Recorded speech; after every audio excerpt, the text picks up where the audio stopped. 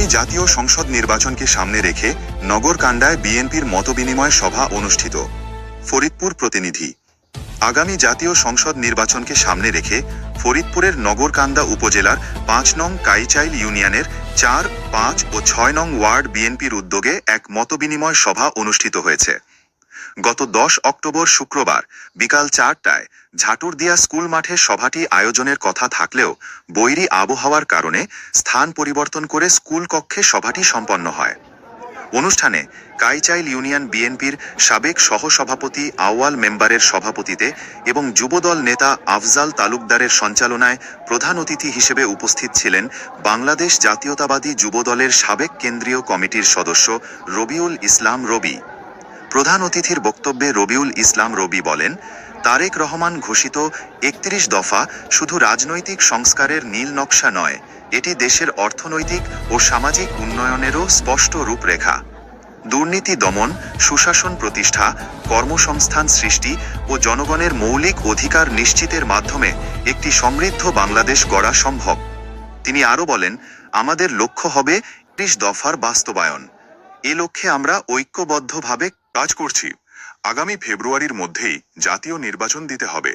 ফরিদপুর ২ আসনে বিএনপি মনোনীত প্রার্থী বিএনপির কেন্দ্রীয় সাংগঠনিক সম্পাদক শামা ওবায়েদ ইসলাম রিঙ্কু আপাকে বিপুল ভোটে বিজয়ী করতে কাইচাইল ইউনিয়ন থেকে আমরা সর্বশক্তি নিয়োগ করব।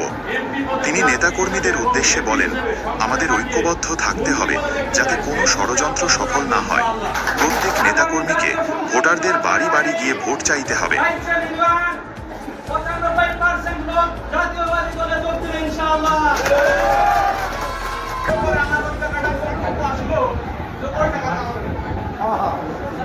আমরা কিছু নমুনা দেখতে পাচ্ছি যে বিএনপিকে নিয়ে ষড়যন্ত্র অনুষ্ঠিত হয়েছে।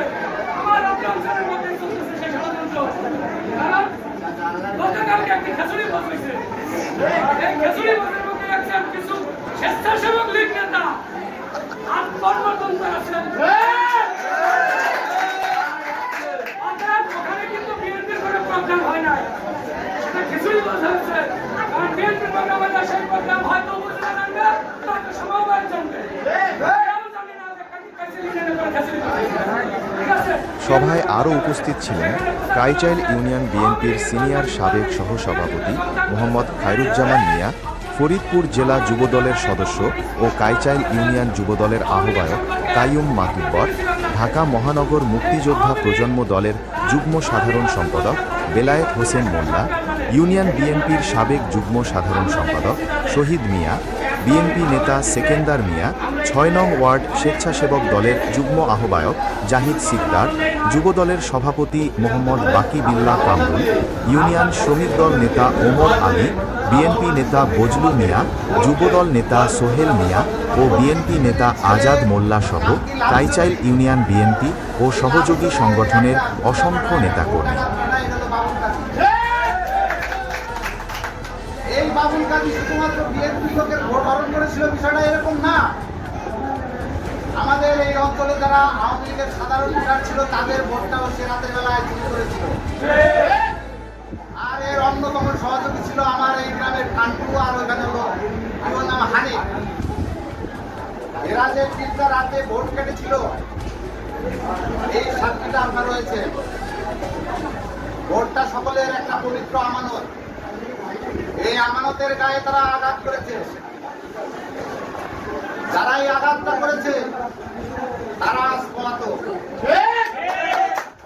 তারা যে এই পলাতক অবস্থায় আজকে আছে, এটা তাদের কর্মের ফল।